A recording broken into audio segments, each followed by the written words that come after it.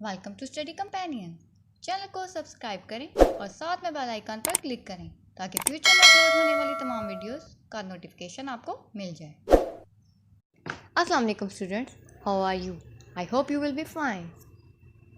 So class 9, look at unit number 2, subject matter of economics, यानी माशियात का नफ्से मज़मून। So the question number 2 is explain the meaning of utility in economics and write on its importance। यानी आपने बताना है कि माशियात में अफादा की क्या है मतलब है और इसकी अहमियत क्या है। So the answer is utility यानी अफादा। Generally speaking, utility means the advantage from the use of goods and services. It shows the usefulness of the commodity in use, but in economics it means the pleasure or satisfaction obtained from a good or a service. In economics, utility and usefulness have different meanings. Anything which is medically harmful may have a utility. Drugs kill a person, but it gives satisfaction to the addict. Such goods have a utility, but they are not useful. Therefore, goods which have utility may not be useful. In consumer behavior analysis, we use the term total utility, marginal utility, and diminishing utility. Let us explain these terms.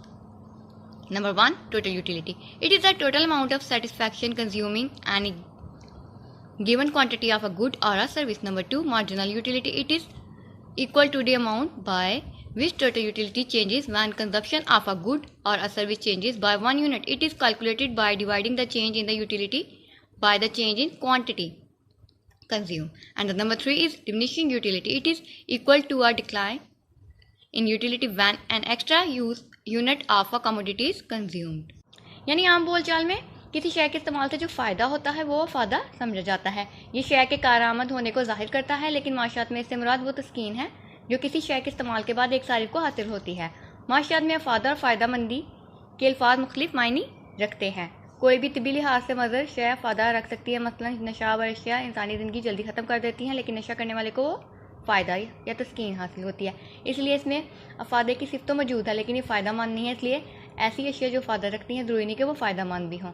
तो रवैया सारफ में हम अफादा के मुख्तलिफ तसव्वुरात इस्तेमाल करते हैं, मसलन कुल अफादा, मुख्ततिम अफादा, तकलील अफादा वगैरह। तो नंबर 1 पे था कुल अफादा यानी टोटल यूटिलिटी। ये किसी शय की तमाम इकाइयों से हासिल करदा अफादा होता है। नंबर 2 था मुख्ततिम अफादा यानी मार्जिनल यूटिलिटी, यानी किसी शय की अगली इकाई को इस्तेमाल करने से जो कुल अफादा में तब्दीली हो वो मुख्ततिम अफादा कहलाता है। इसी तरह से था नंबर 3 डिमिनिशिंग यूटिलिटी यानी तकलील अफादा, यानी किसी शय की हर अगली इकाई के इस्तेमाल से जो अफादा बतदरीज कम होता जाता है उसे तकलील अफादा कहा जाता है। ओके, बात करते हैं कैरेक्टरिस्टिक्स ऑफ यूटिलिटी की, यानी अफादा की खसूसियात कौन कौन सी हैं।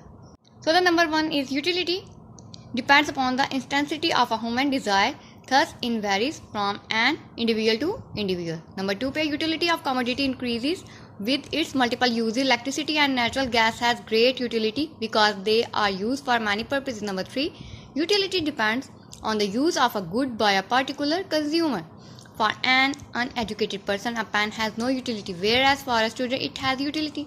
Number 4, utility of a good changes with the changed nature of that good. The log of a wood is a jungle has no utility, but when it changes into furniture it has utility. Number 5, utility changes with the change in the environment or weather. In summer season, woolen cloths have no utility, whereas in winter season they have utility. Number 6, utility arises with a shift of a commodity from a useless place to a useful place. Sand beside the river has no utility, but when it is transferred to cities for construction purpose, it has utility. Number 7, utility is a subjective term which cannot be measured directly from brain. It is a relative term and estimated measure. Number 8, utility depends on information and technology. When sui gas was not found, it had no utility.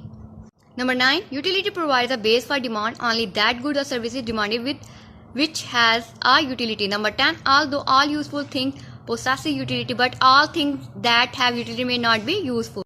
अब number 1 पे था कि अफादा का निसार इंसान की ख्वाहिश की शिद्दत पर होता है, इसलिए ये एक शख्स का किसी शय से अफादा दूसरे शख्स के अफादे से मुख्तलिफ होता है। नंबर 2 पे था जिस शय के एक से ज़्यादा इस्तेमाल मौजूद हो इसका अफादा भी ज़्यादा होता है, जैसे बिजली और कुदरती गैस वगैरह। नंबर 3 था अफादा सारिफ की नवीयत पर इन्हिसार करता है, जैसे एक नबीना के लिए रंगीन तस्वीरों वाली किताब कोई अफादा नहीं रखती। इसी तरह से